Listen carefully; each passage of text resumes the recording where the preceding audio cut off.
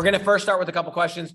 But before that, if you are new to this call, this is your first call ever, welcome to the call. This is called the Art of Pre-Selling. This is a group that I created back in August or September of 2021. It started off because I was in other groups. I was posting about my success.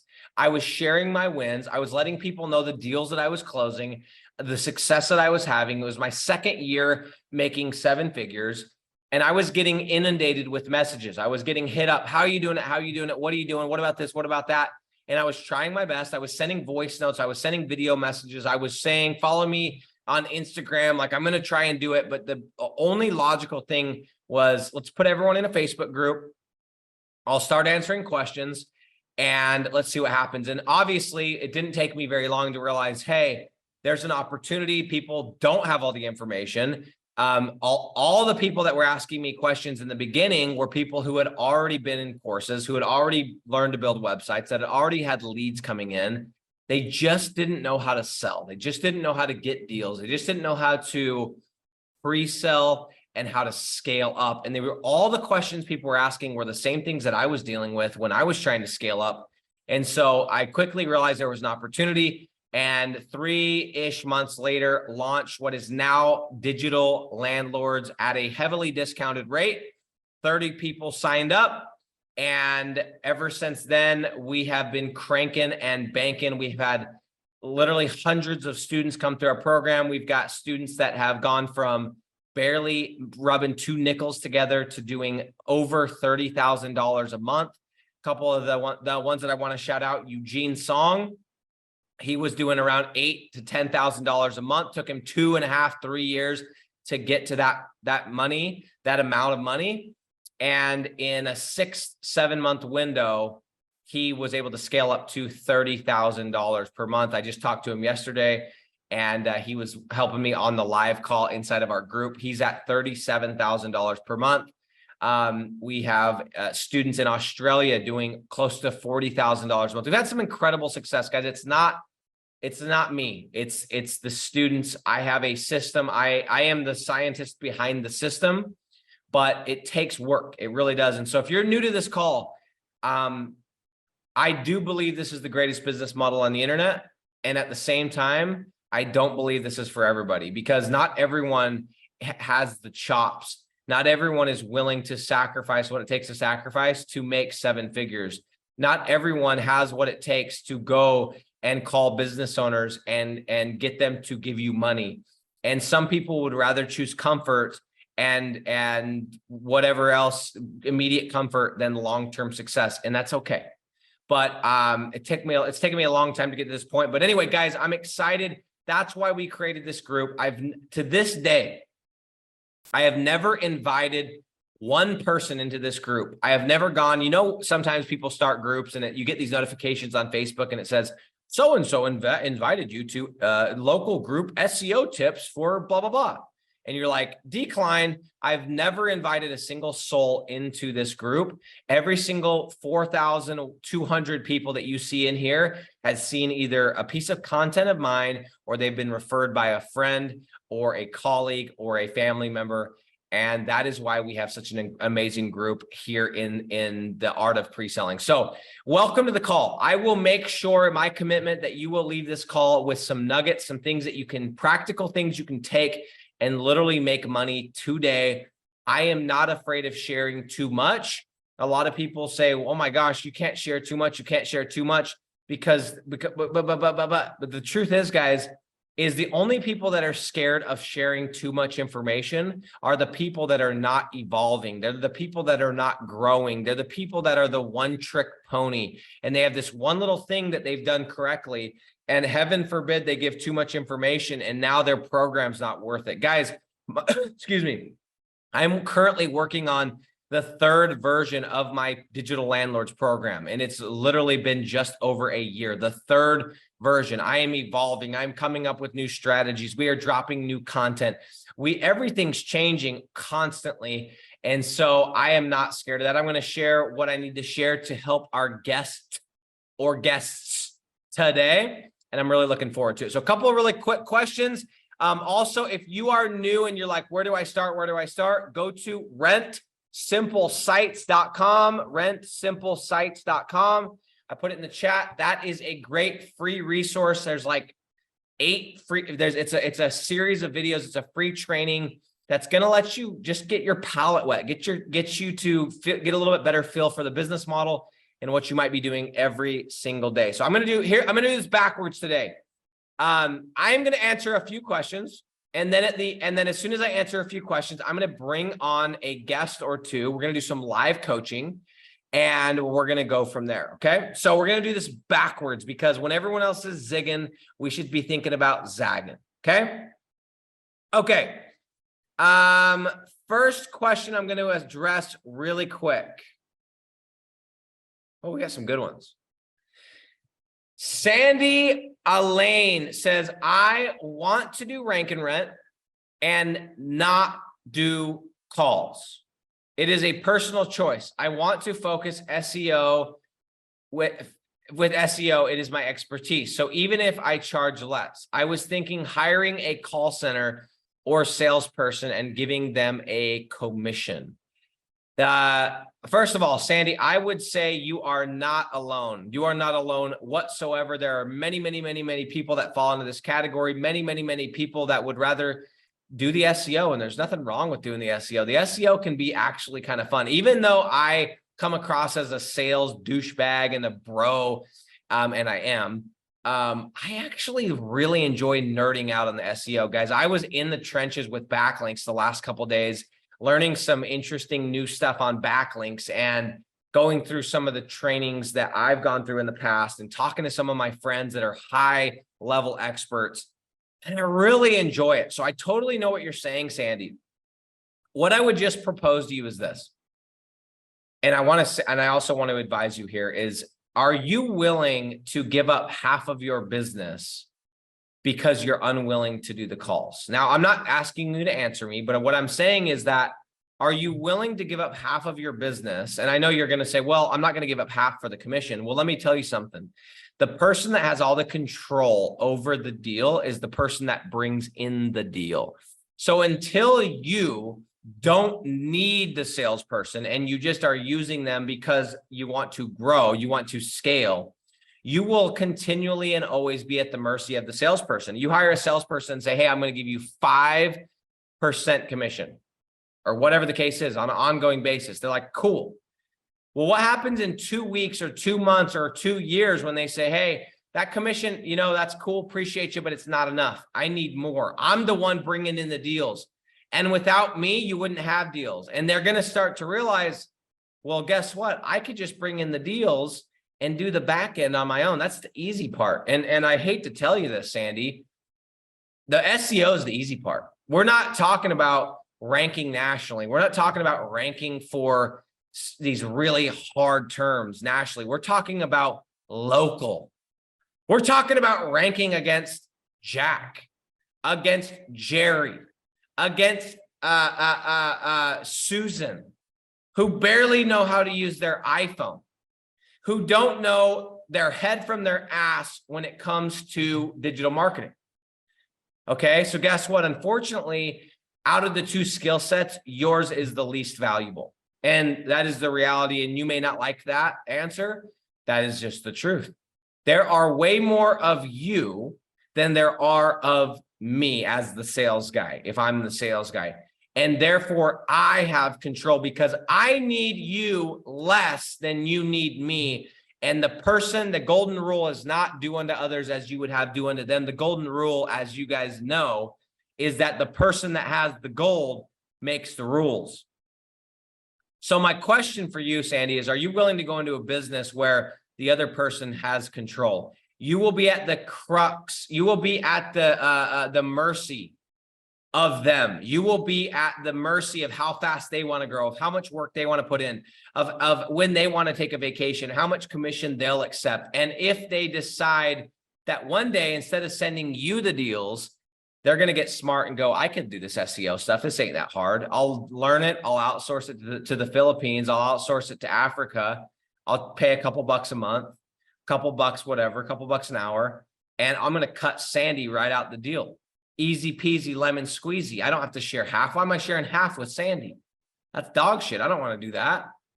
So if that is, if knowing all that, you still are like, yeah, I'm okay with that, which is crazy.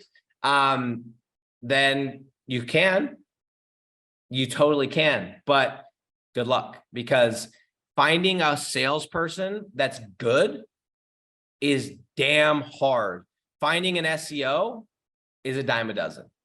If you're a good salesperson, why wouldn't you just have your own company? Why wouldn't you just go do your own deals and outsource it? Right? And I know it sucks. It's the reality though. There's 4.2 thousand people in this group. I would say 50, 60, 70% of them know SEO at least a level 5 or above on a scale of 1 to 10, maybe even closer to like an 8. People know SEO in this group, man. They know how to build a website. They know how to get leads. They know how to whatever. A lot of them do. Majority of them do, or at least half. So why the hell are they in this group? Well, it ain't to learn a new backlinking trick. I'll tell you that. It's because it's not about how good you are at backlinking. It's about who can bring in the most business. And that's the reality. So, as that's the answer, man, is like, you need to, I think, yeah. Okay. Sorry. That's it. That's all that it is. Now I will tell you this as some hope. I have got way more people in my program right now that were terrified. I'm not saying that you're terrified, but we're terrified or avoided the phone like the plague than I do that were salespeople that didn't know SEO. Way more. And we've got people in our program. I'll give a couple of them shout outs. Jeff D, bald firefighter. Looks like an absolute badass on camera. He's been in my program. When we talked, he said, Nick, I would rather get shot at in the street, like literally bullets coming at me, than I would make phone calls. I hate it that bad. And Jeff has gone on to build an amazing business, and he closes every one of his deals. Okay. Who else do we have? Kareem, Mr. Kareem Sharapov. He's from Russia. He said, he's like, I can't. That would be somebody good to talk to, Sandy, is Kareem. Kareem, when we talked, he said, this sounds great. I know you know what you're doing, but he's like, there's a problem. I'm terrified of the phone, dude. I'm terrified. I don't like it. I don't want to do it. I'm not interested. And literally within 3 weeks of joining my program, he had his first deal. 2 weeks after that, had his second deal, was able to quit his job. What I'm getting at, guys, is this sales process, even if you don't like sales, even if you don't want to do sales, even if you're terrified of sales, and I'm not saying that you are, makes the sales process a piece of cake. So that's all I'm saying, is consider that before you just go ahead and say, hey, I can't do this unless I have a salesperson. That's not true at all. Okay. Not true at all. Leonardo says, hello from the Philippines. Okay, Leonardo, based on your profile picture, it looks to me like you are somebody that is living the laptop lifestyle like myself, because you don't look like you were born in the Philippines, but I could be wrong. If you were, that's amazing. Hello. I'm glad to talk to you, my friend. Good to have you on, and welcome to the group. We love having people from all around the world. I'm in West Africa. Leonardo is in the Philippines. We've got people in Utah, California, New York. Where else? Nicaragua, Canada, Australia, dude, everywhere. Ukraine. I mean, and these are people, I can literally think of people that are in these countries. So welcome to the call. John from Ireland. There we go. Pierce Haskins, I finally made it to a live. My notifications. Thanks for being here, bro.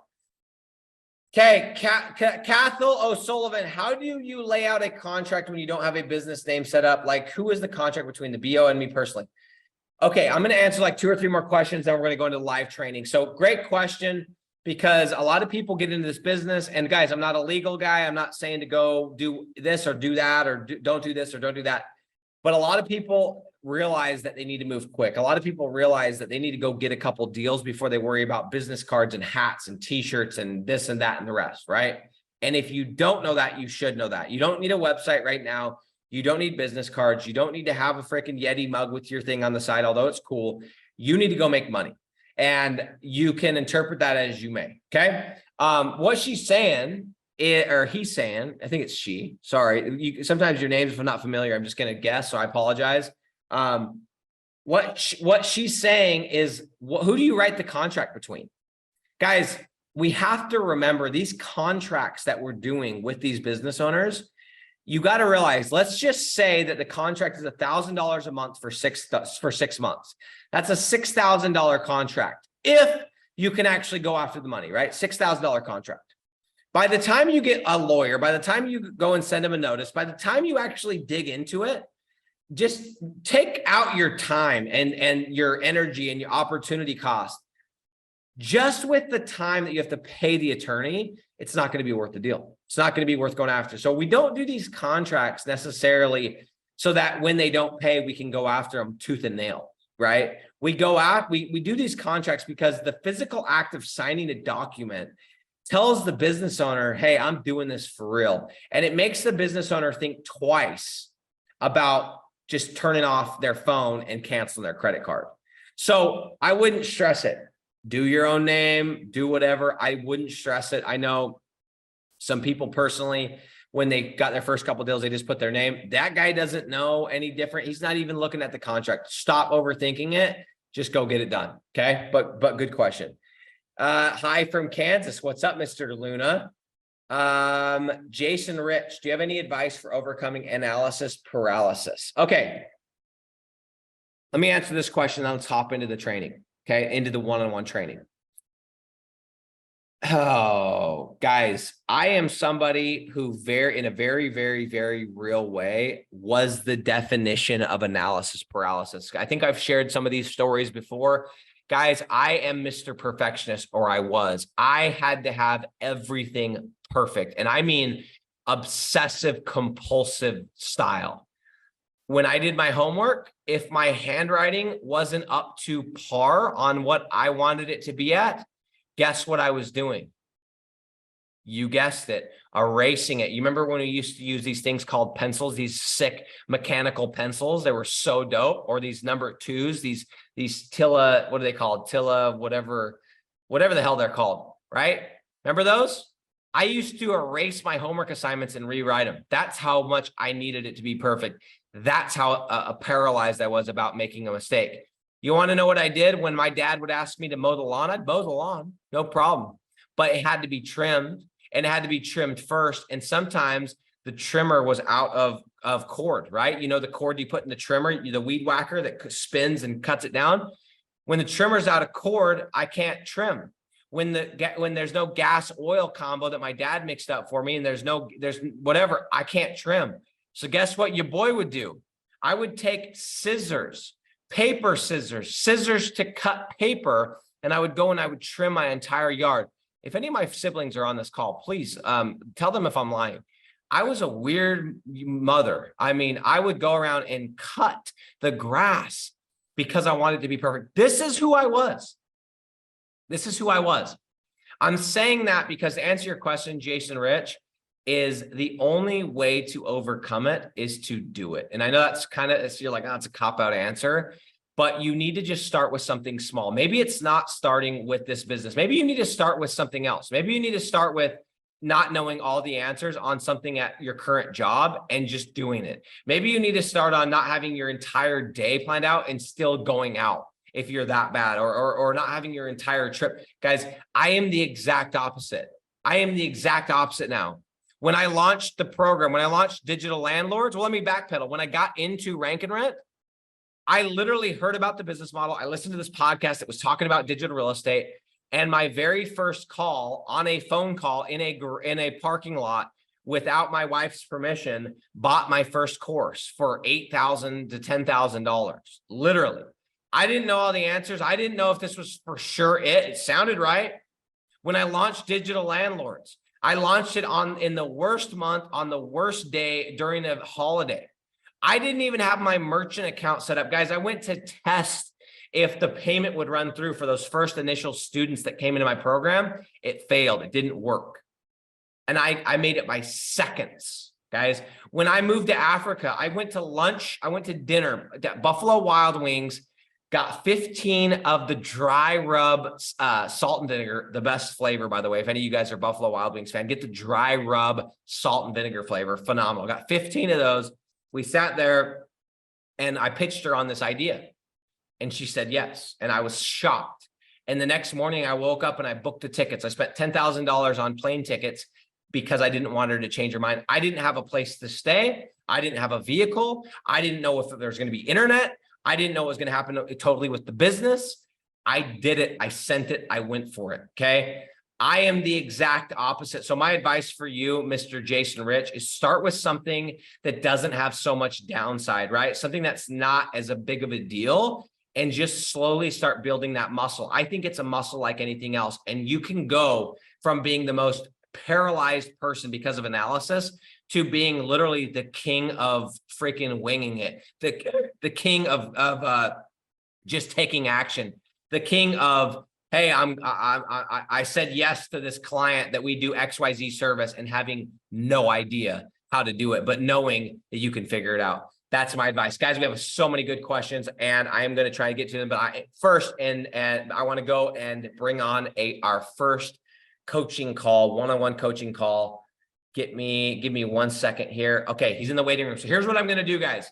I'm going to be bringing this gentleman on. If you are somebody who has been trying this business model without success, or maybe you've had marginal success and you're like, I need a little bit of help, give me a message or drop a comment and tell me that you would like to come on. And if I have time, I'm going to bring another student on. So what I'm going to do, I'm going to push admit, and then I am going to try and get this a little bit more uniform. I'm going to turn on the AC, I'm going to turn it up or turn it down a little bit. I'm sweating. Give me 10 seconds and we're going to crank. So 1, 2, go.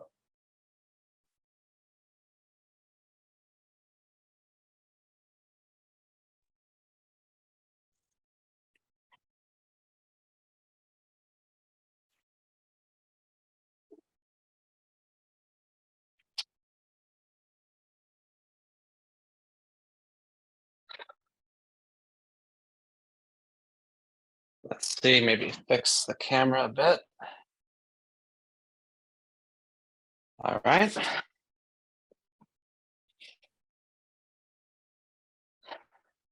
Aaron Voegler. What's up, Nick G? Wood.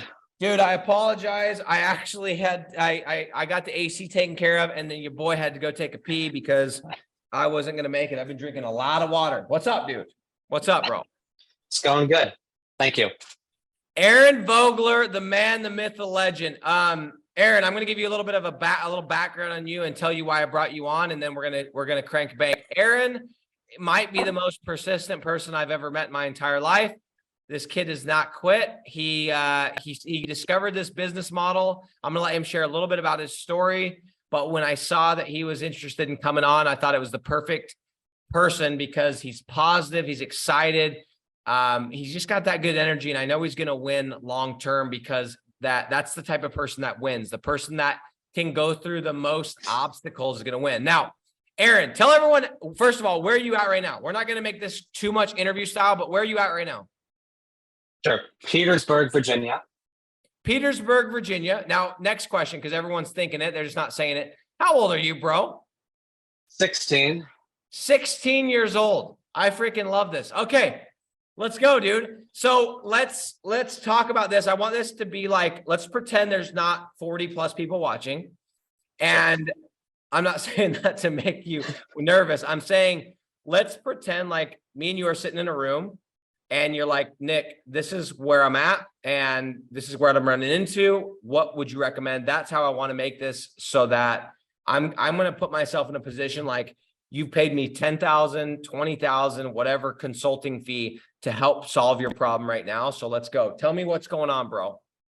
All right. Thank you. So a couple things. So I've talked to a lot of business owners, had lots of setups, lots of hooks that I have lost business owners that I were qualified and should have hopped on a Zoom with.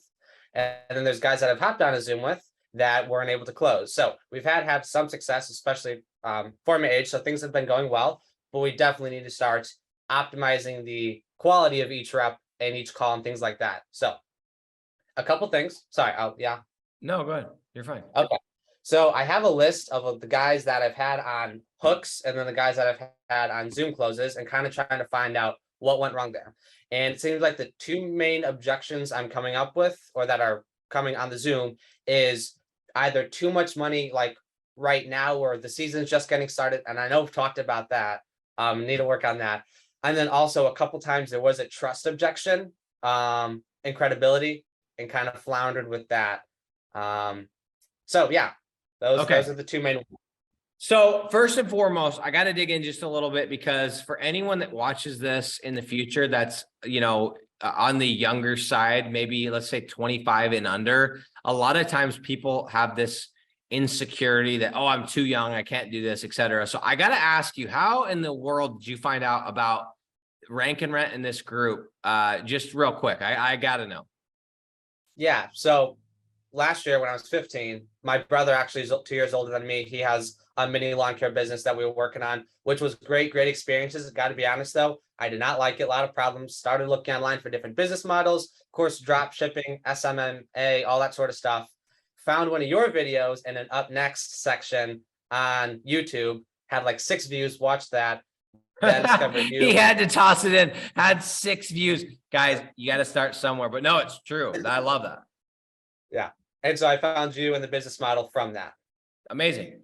So for anyone that's watching this, that's between the ages of 15 and 23, 25, man or woman, boy or girl, guys, you could start, dude, if I was 16 years old and I was spending my time thinking about this kind of stuff, I don't even know where I'd be right now, dude. I was thinking about just, I won't even go into it because it's embarrassing, just stupid stuff, just high school stuff. So hats off to you, my man. Okay. So first and foremost, how many Zoom closes have you been on total? How many people have you been on a call like this where you not just been on, you've actually said, here's the price and you went for the close? At least 10 or 15. Okay. Yeah. And so we actually have there, I don't want to get too much into the weeds. We actually have, so I'll say I've never had a contract close because I had a problem with that, honestly. And I was just like, I was trying to get the money, even if it's just for a month, whatever. So starting to do the contracts in the last couple of Zooms that have not worked out completely. The first couple of Zooms, we actually got a yes on, but those we actually worked on with GMBs and the GMBs kind of tanked and the deals fell through after we'd gotten a yes. It was like 2 weeks afterwards. So we've tapped on a good amount of Zooms. But again, never really having pitched the contract yet, only in the last 2 or 3. So you've gotten enough at bats. So you're talking, you've gotten them to the call. You've asked for the money and you're just getting the objections you stated earlier. Yes, those are the main ones. Okay. So that's good because that's the first point. So number one, guys, if you're on this call right now and I ask Aaron a question, I want you to ask yourself the same question. If Aaron would have answered me and said 3 or 2, I could have literally said, well, there's your problem, right? What people forget is that in order to, and I know this is really dumb and really simple, but like in order to make more money, you have to be asking more people for money. And people confuse making a phone call where nobody answers or making a phone call where they're just shooting the bull or making shooting a text message.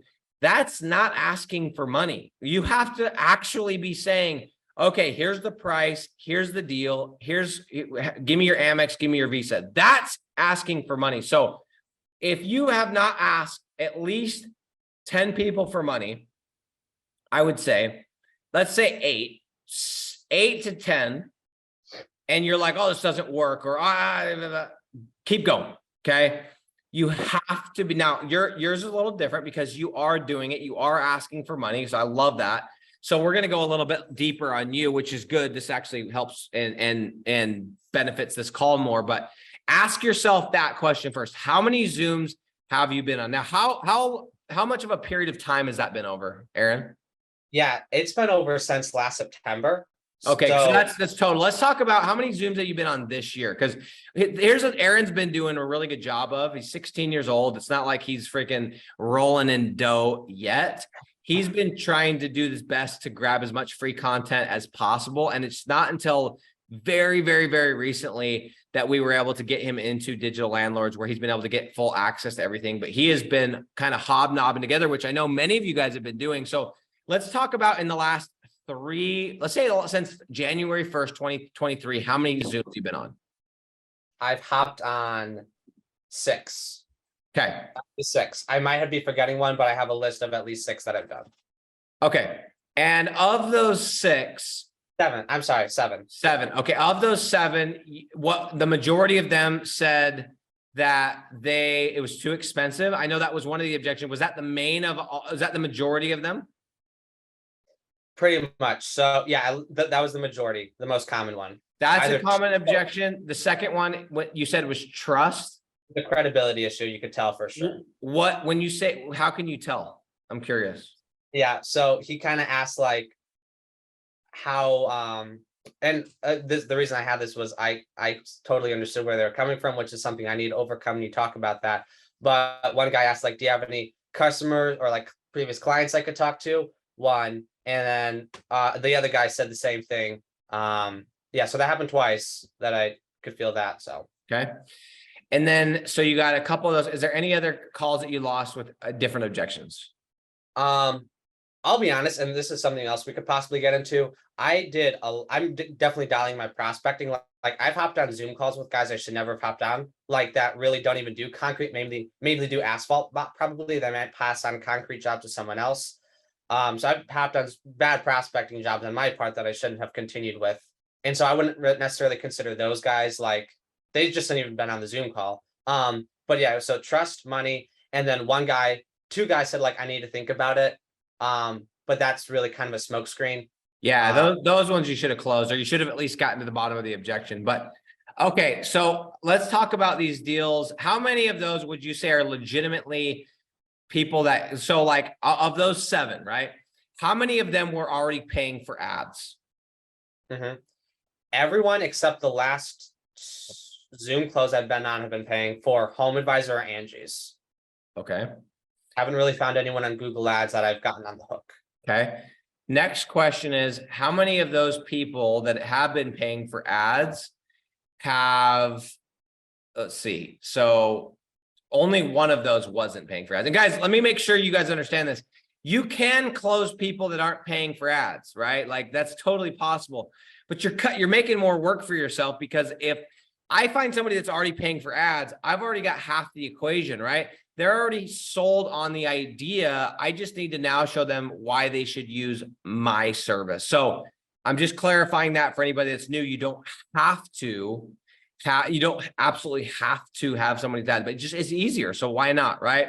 Okay, so 6 of the 7. So let's say 6 of those people are legitimate. Of those 6, how many of them were like the service that you were pitching was actually a service that they were paying for ads for, right? Because and what Aaron's saying, and we've had this happen before as well, you get the guy that's, let's say, I don't know. I had a buddy, I'm trying to think. I've had this happen a few times, right? Like maybe you get somebody that does decorative concrete and you have a flat work concrete site. It's sidewalks, it's driveways, and you call them and they're like a specialist in concrete, right? Decorative concrete. And they're not that interested, but in their mind, they're like, well, I'll just give all these jobs to my buddy and I'll make a cut, right?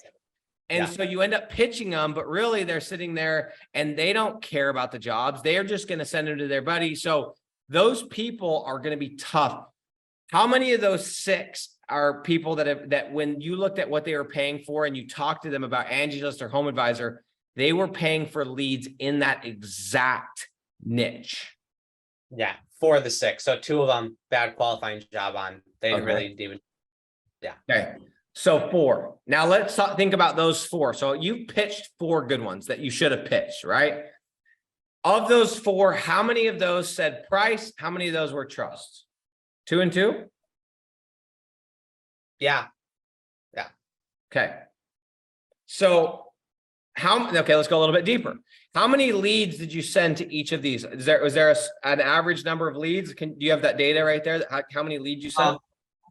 Sure. I'm thinking about it. Other than one guy, which come to think about it, the trust objection could have been, we were a little slow on leads. So like over a 9-day period, we only sent him like 2 leads, and he was actually chomping at the bit to hop on a Zoom call. He was probably the best business owner I've ever talked to.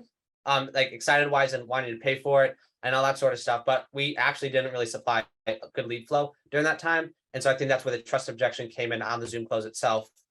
And then let me think. The others we sent at least 3 to 5, no more than 5. I think at least 3 or 4. And good ones, live transfer. Now, did these business owners get a hold of these leads? Did they schedule estimates? Doesn't mean they needed to close them, but did they schedule estimates? They did. Okay, so estimates were scheduled, leads were sent over, the whole deal. Was the screencast sent over to all these business owners? Mm-hmm. Was the lead value calculator covered in the screencast and the closing call? Yes, and I will mention one of the guys did not watch the screencast when I talked about that on the Zoom, but the other guys did. Okay. I mean, sometimes that happens. It's just part of the game. Okay. So here's what I would like to do. And obviously, guys, I'm going to try and dig in as much as possible. If this was a real scenario and I was actually coaching Aaron, he was paying me to coach him, and I was like, this was my business, I would say, you need to send me these recordings. I'm going to go through them. I'm going to see where you messed up.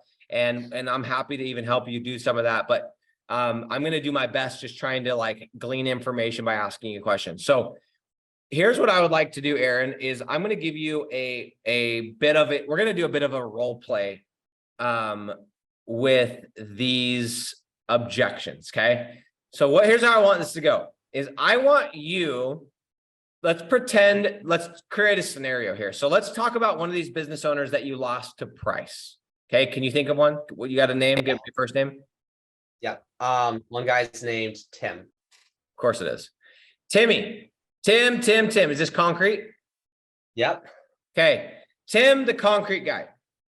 And Tim, how many leads you sent to Tim? I sent him like 3 in one day. So I hopped on a Zoom close with him in like a 24-hour period from cold call to close. And his was a price objection?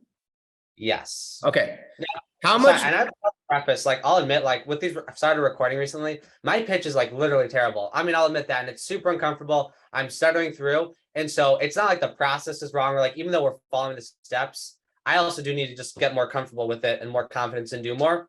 So like my recordings are so bad. Once I get to 50K a month, I'll drop the recordings of these earlier stages and all. But these recordings. Sorry, hold on. Let me pause. Let me mute this. I don't know why it kicked on. No, I'm not saying that you need to drop it in this group. I'm saying I would be even happy to look at it. And don't be embarrassed, dude. I think all of us start off and we have no idea what we're doing. And somebody like you, maybe that's not as comfortable yet, you just need to keep doing it, and you're eventually going to run into a deal. But so here's what I want to do. I'm going to be Tim. Okay. And you've gone through the whole pitch. And now we're coming to the ooey gooey scary part where you're going to close me on, this deal. And you're going to basically ask me for the close. Now, I'm assuming, actually, here's what I would like to do before that is, well, no, let's just do that. I want you to close. I want to hear how your close is really quick. Again, he could give me the perfect close here. If he gives me a perfect close, then I'm okay. I'm going to assume it might be something during the pitch, but let's start there. Let's hear your close. I'm Tim, and you just pitched me. How much did you pitch this guy at? 1,500. Okay. $1,500 a month. Okay, go. I'm Tim. Hit me. Okay. So, and I'd be probably showing the lead value calculator as I'm doing this. So looking at this price, like again, on the low end, we want to, jeez. No, you're good, bro. And we're going to work through, and obviously like you didn't even realize you were going to do this. So we're just going to work through it. I'm going to let you do it. And then I'm going to give you an example as well, but like, just walk me through it. No big deal. No worries. Okay, sure. So as you can see from these numbers, the price is going to be $1,500 a month. Okay. And in it, you get 100% of all the leads we get sent directly and exclusively to you. Okay. Now, I'm already going to tell you some months are going to be slower, like in December, things will slow down a little bit, but then also in the spring and the summer, in the winter when things will dip a little bit, and the spring and summer things will be popping. And again, it's a flat rate so that we're not going to be knocking on your door for more money. Okay. Okay. And then I say, so we don't like, and this is where you go into contract now. So we don't like to do anything too long to start. And there's a couple of reasons, because one, I don't want to feel like I'm locked into you, honestly, because if we find out by month 3, we're cranking out 50 leads a month, I don't want to be stuck in at some lower price. And if there's a competitor who's willing to pay double, right? And I'm sure you feel the same way, that we need enough of a runway to see all the money that can be made here. But then at the end of the 6 months, if you want to walk away, you can. Okay. Okay. Said it's $1,500 a month. 100% of all the leads we get sent directly and exclusively to you. That includes all the leads we get in that map section that I told you about in Google. And you also get access to our tracking number with all the recorded calls, and you get access to our dashboard. It's our call service platform, so you can see the call flow. And then any other projects that we do in this or surrounding areas, you get first right of refusal on. So all I got to do to get you started is to grab a card from you. Are you an Amex or a Visa? Bro, that's beautiful. That's a good solid. Everybody that's watching this call, freaking give our boy a hand. That's actually really solid, dude. And obviously, I bet it's even more smooth because we're sitting here and I just didn't even give you a heads up. So I actually am pretty impressed with that close, dude. I'm gonna give you a little golf clap, bro. Congratulations. And I can tell you've been, watching some of the material or reading some of it, and you're hitting on all the right points. So that was a phenomenal close. Okay. So now what I'm going to say is, if that's actually how you're closing, the only thing that you could probably do, and I'm sure you do this a little bit better, is I would make sure, like, one thing you'll notice about me is I like to show the energy. I like people to feel the energy. And I know that if that's not natural to you, it feels a little bit weird, feels a little bit foreign, but like, I'll make comments. If you watch some of my content and my closes, I'll make comments like, dude, all we have to do is get you X amount of leads, and we can literally add X amount of dollars to your business. Like, is that not crazy? Like, that's how close you are, Aaron. Like, I'll say stuff like that, and I'm just smiling, like, because I'm really excited about this. I know this can change their business. So my only recommendation, not that you need to change anything, because I thought that was phenomenal, is just make a note. Even if you have to write on a sticky note, put it on your thing. Energy, sales is the transfer of energy. Sales is the transfer of energy. You know how many people are in this group right now or in our program that have said to me, dude, I just like your energy. I just feel something because I can tell that you love this and you're doing it, and you can't fake it, but you need to start practicing it. So that's the only thing. And again, I think if this was a real call, probably be a little bit different because we're sitting here with all these, everyone watching, whatever. I thought that was amazing. I thought that was really, really good. So the next thing is, if that's good, let's go back a little bit. I want you to show me, I'm going to let you have co-host. I want you to show me, I want you to explain to me the lead value calculator as if I don't even know what you're doing. And are you able to share your screen if I give you co-host? Oh yeah. Yeah. Okay. You have co-host. All right. Let me quickly pull it up. Yeah. Pull up the lead value calculator, because right there, like, we started at the end, the close is smooth. And you notice, guys, while he's pulling this up, you notice how I didn't go, I'm not sitting here going, okay, let's talk about overcoming objections. Let's talk about overcoming objections. The reason why I'm not first talking about overcoming objections, even though we can talk about that, is because I want to make sure that there's not a problem with the setup. Because most of the time, this should not be an objection at all if it's done correctly, if it's pitched correctly. So I want to start there. Now, sometimes you skip a step, you say something weird, the business owner is just weird, you have to overcome, but I always want to make sure I can eliminate first. Okay. Let's go ahead and explain to me. So now we're at the part where you're like, all right, let me show you this really quick. So go ahead. I'm Tim again. Okay. So this is right before we're going to drop the price. So I would say something like, all right, so Tim, can you see my screen? Yeah. Awesome. So, and like I said, we work with other concrete companies, and I talked with you about it. We see an average price of about 5,000, right? For about an average size. So yeah, that's about right. Sometimes 10, sometimes 2. Yeah, that sounds about right. Okay. Awesome. And then again, it varies from job to job. We have some companies that are running pretty lean at like 30 to 35% profit margin per job, and others have a little more overhead at like 20 to 25%. But when talking with you, you said you're around the 25 to 30% range, right? Yeah, I'd say probably around 30. Yep. Okay, awesome. Well, let's just put it on 25% because I kind of want to I want to show you how the numbers can work on the low end, right? Okay. And then lastly, we were talking, you said, what was your close rate again? You said on average? This is what they'll always say. Oh, I'm about 60, 70%. Okay. Well, Tim, I mean, I don't doubt that. You sound good on the phone, man. That's great. Let's just put this at 30% because my whole goal is I don't want to work with you just for 1 year or even for 6 months or even a year.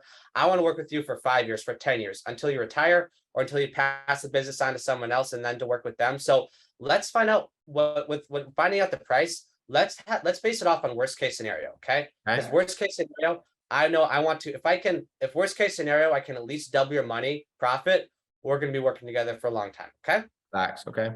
So from these numbers, if I only send you 12 leads and I've already sent you 3 this week, you're looking at $18,000 in new monthly revenue and $4,500 in monthly profit just from these lower numbers alone. Okay. I mean, and Tim, obviously my goal is I want to crush it and I want to over deliver. And what if I just send you 17 leads? All of a sudden you're looking at $25,000 plus in new monthly revenue and over $6,000 in new monthly profit. Okay. I mean, and again, I don't want to oversell this though. That old cliche, it's a little annoying, but it's true. I want to under promise and over deliver. So let's just put that at 12 because I know I can get you 12. I've already sent you 3, right? Everybody give Aaron a little clap, dude. Aaron's killing this coaching, bro. You're doing a great job, dude. This is really, really good. You're saying this is what I find so interesting, and I'm smiling because when you start, sometimes we're like, hey, we got to get around different people. We got to change our circle. And we don't know those people personally. So we just start listening to people's content, right? Maybe we're listening to somebody's podcast or we're listening to a book. And you start to catch yourself saying some of these things. And I can tell you've watched my content because you're like, even some of them are exact one-liners. And I'm saying that as a good thing because these are things that work. So dude, I'm still I'm loving everything that I'm hearing. Like, this is really, really, really good. Like even down to like what you said is, we liked, even if we can at the very least double your ROI, your spend with us, that's what we're looking for. Like everything I feel like is spot on. So I got nothing, like there's nothing that I would like to say, hey, you need to change. Okay. So first and foremost, I do want to say this. So this is kind of, and obviously we could go on for hours and hours and hours, but here's kind of my takeaways from what we've talked about so far. There is a big difference, and there is a varying degrees of success depending on how you say something versus what you're saying, right? You are saying all the right things. Like you're using the exact words, the exact phrases, like everything you're saying is correct. Again, it's hard for me to just say concretely that it's how you're saying it because we are on a call with 40 plus people watching, and that always changes the game a little bit. But all I would say is make sure as you go back through your calls, and I hope that all of you guys are recording your calls and you guys are students of the game. You guys are students of your calls. I want you to ask yourself, am I saying this in a way that is convincing? Am I saying, guys, I heard this a couple months ago, maybe a year ago, and I've thought a lot about it. It's that you don't have to convince people to believe in what you're selling. You just have to convince them that you believe in what you're selling. And so many of you guys are in this group right now, and so many of you guys have followed this content. So many of you guys have, I know a lot of you on here have joined my program because it's not just about what I'm saying, but it's how I'm saying it. And so all I would say, because right now I can't go and say, yeah, you need to change this. You're doing a great job.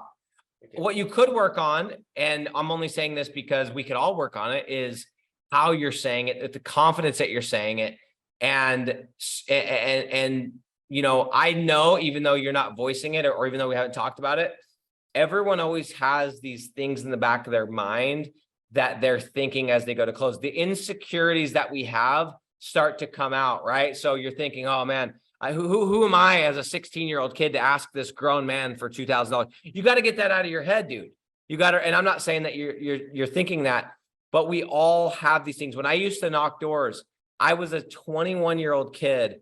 I literally didn't have any money. I had to put my wife's $2,500 little wedding ring with her chopped up diamonds because we couldn't afford the regular diamonds, the one that's cut. And we had to put it on like a payment plan. That's me, dude, out rolling with the Honda. And I'm knocking these neighborhoods with people making multiple hundreds of thousands of dollars, some of them millionaires. And who am I to knock on your door and ask you to make a decision today? Right. And there's all these things. So I understand that those are things that we have to work through. So what I would just suggest based on this is, number one, working on how you say it, right? With confidence. And you've done it. You've practiced. I can tell you know what to say. You're saying the right things. Let's just keep practicing on how you say it. The other thing, because if the rest of your sales process, if I kept going back, because so far your close was smooth, your calculator was smooth, I would probably want to watch the beginning of your call and maybe the middle of your call, and then I would want to go back to your screencast, and then I would just keep dicing it back. But my guess is, based on these two, you're saying the right stuff. My guess is that a lot of this has to do with prospecting, right? Because here's the thing that you got to realize is there are varying degrees of being sold on advertising, right? So what I'm suggesting is, when you are talking to somebody that's paying for Angie's leads, for example, that is a different pitch. That is a different, you gotta treat that a little differently than somebody that's paying for Google ads, right? Because Google ads, you ain't paying for anything. You're paying for potential clicks, right? Well, you are paying for clicks. You're not paying for calls. You're not paying for leads. You are paying for clicks, and it's typically a higher budget, right? And with Angie's leads, even though that it's a crappy service, you're paying for leads, and it's relatively inexpensive. It's what, $200-300 a month. You can turn it on, you can turn it off. It's kind of that bottom of the barrel service. And so you got to know going in that you are going to be raising somebody from $300 a month they can turn on and off to putting somebody in a $1,500 per month contract. It's a different pitch, and you got to realize these are not comparable. So my guess is, if we could work on how you're saying it, if we could dial in your prospecting, make sure you're talking to the right people. And where I was going with that is, there are certain things that you're going to pick up on as you do this more and more, Aaron, of how people say things that are red flags, right? They're going to ask certain questions. They're going to respond to, they're going to agree too much. It's going to sound too good to be true. Yeah. Sounds good. Yeah. Okay. Sounds good. Cool. Yeah. And you're like, that sounded way too good to be true. These are little things that you're going to pick up on as you prospect. But what I could say to you right now is, like, I shared a video on YouTube recently. A lot of times when it's your first deal, Aaron, you have to get what's called a laydown. You have to talk to enough people where it is somebody who could pretty much be sold by anybody, because they've talked to their partner, they've discussed it internally, whatever, and they hear your pitch, and it's just good enough to justify them spending the money. So all I'm saying to you is, we just got to get you to deal number one. I couldn't be happier with how you did that. You could refine it, of course, but that was phenomenal. I think you did a really good job. I think if you practiced how you said it and you worked on who you're actually talking to, and you keep doing reps, I have literally no doubt in my mind if you go get on that many more calls, let's say you go get on 4 more calls, because really you got on 4 calls, right? 4 good calls. You go get on 4 more good calls. No doubt you're closing 1, most likely closing 2, if not 3 of the 4. Like, it's just like the business owners, right? Imagine sending the business owner those 4 or 5 leads. They get on the phone call. They're like, I didn't close the deal. So these leads suck. This doesn't work. You're like, dude, it works for all my other clients, right? Yeah. It's kind of like that. I'm sitting here going, dude, you've done it a couple times. Good job. But what you don't understand about sales yet, because you're too new to this, not because you're too young, but because you're too new to sales, is that you may go 0 for 6 and you may go 4 for 10. Sure. You know what I'm saying? So I don't know, guys, everybody give Mr. Aaron Voegler. Dude, that was awesome, bro. And we did not actually plan this. I had no idea. I didn't know what you were running into. I certainly didn't tell you were going to be doing a role play, or you might not have agreed. So hats off to you, bro. 16 years old, having the confidence to hop on live on camera, do a pitch. I love it, bro. I have no doubt you're going to crush it. And that's what I would recommend. So here's what I want you to do is I want you, we're coming up on the end of April. In May, I want it to be your goal to get on at the minimum 3 Zoom calls. Okay.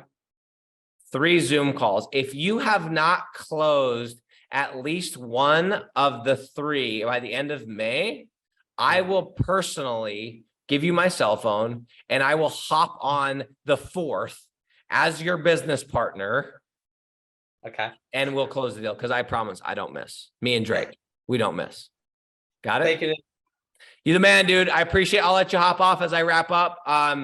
Bro, keep going, dude. I love seeing the young and the hungry, and anyone that's young and hungry, 25 and under. I know there's a lot of people out there saying Top G and Bugatti, but this is a real business model. This is a business model that can make you thousands and thousands and thousands of dollars by actually providing value, not just promoting somebody else's course. Sorry, Tate. Anyway, appreciate you, bro. Thank you, Nick. Okay, awesome, dude.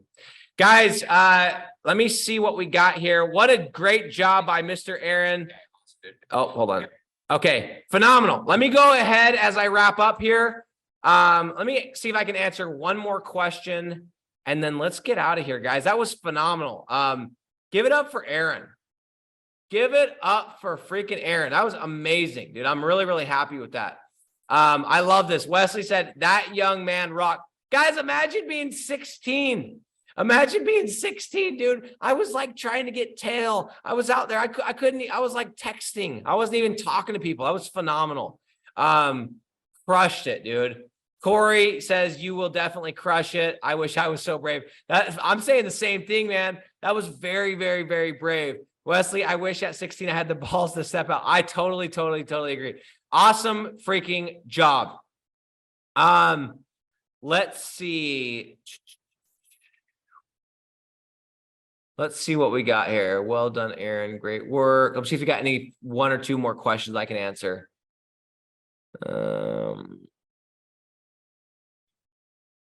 Got some good suggestions that everyone gave. I think this is good feedback.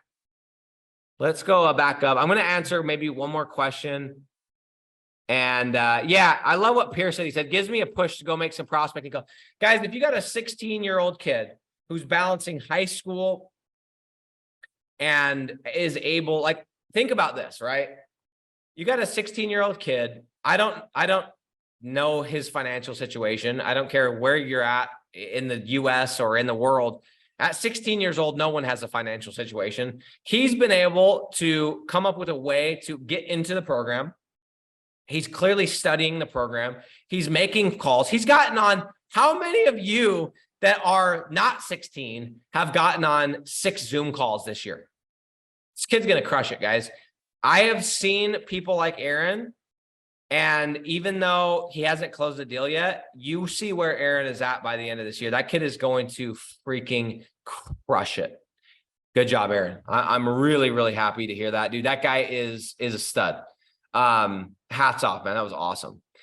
Okay, let me see if I can do 1 more question, and then we'll hop off here.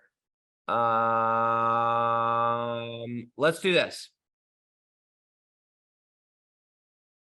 Let's go with this one. Okay, Sandy says, can you do rank and rent with the travel niche? And I want to answer this because my own grandmother, I don't know if she is on this call right now. She's in this. Oh no, she's in. I don't think she's in this group. She's in the program though. She has a travel company, and what she basically does is she goes to people that want to go on trips, and she arranges their travel and does the whole deal. And she's really good at it. And we were talking about this. I'm going to come back to the advice that I always give, which is the following: Rank and rent will work for any niche. I don't care if it's breast augmentations. I don't care if it is pest control, concrete, chimney sweepers. It will work for every single niche. The question is how well. The reason I'm not loving the travel niche, I've never done it. First and foremost, I'll say that. The reason I'm not loving it off the top of my head is, number one, I don't think it's recession proof. I don't think when your money's tight, you're traveling. And even if you're traveling, I don't think you're going to spend money to have someone book it for you when you could save $1,000, $1,500, $500, whatever it costs, in order to just do it yourself, right? So I don't love it because of that. I also don't love it because of the varying degree of service, right? With concrete, I said this before, a pad of concrete is a pad of concrete is a pad of concrete. And if you ask concrete guys that, they say, no, but this one's got rebar and this one, blah, blah, blah. But as consumers, we don't know that. But with something like travel, there's going to be varying degrees of how good the service is, which means if I'm going to hire a travel company, I'm looking at their reviews. I'm looking at their website. I'm looking at their logo. I'm looking at their social media. So for those reasons, I'm not loving it. It's not one of those where you call up and you're like, hey, can you give me an estimate on booking me a trip for Carnival Cruise Line out of Galveston for a 7-day? Like, I'm not seeing that happen. I think that is a niche I would not be. There's easier niches. That's my opinion. Can it work? Yes. Could you make it work? Yes. If it's your own business, that might be different because it might be worth learning. But if you're just thinking about the sheer fact of making a website to generate leads as a web property, I would go into a different niche. Okay, guys, thank you guys for being on this call. That was really fun. That was good stuff. I think it's really important when we get real life examples of real life people, of people that are scrappy, people that are scraping. I love people like that, man. Those are the people that I want on my team. I don't care what you sound like. I don't care how old you are. I don't care what you look like. I don't care where you're based. I don't care what accent you have. Scrappy, resourceful, problem solvers that are upbeat, outgoing, and excited. Those are the people that win. And that's why Aaron is going to win. Guys, thank you guys for being on the call. I really, really appreciate it. Let's keep this up. I love the energy we felt today. I will see you guys in a week. And that's it. I'm out.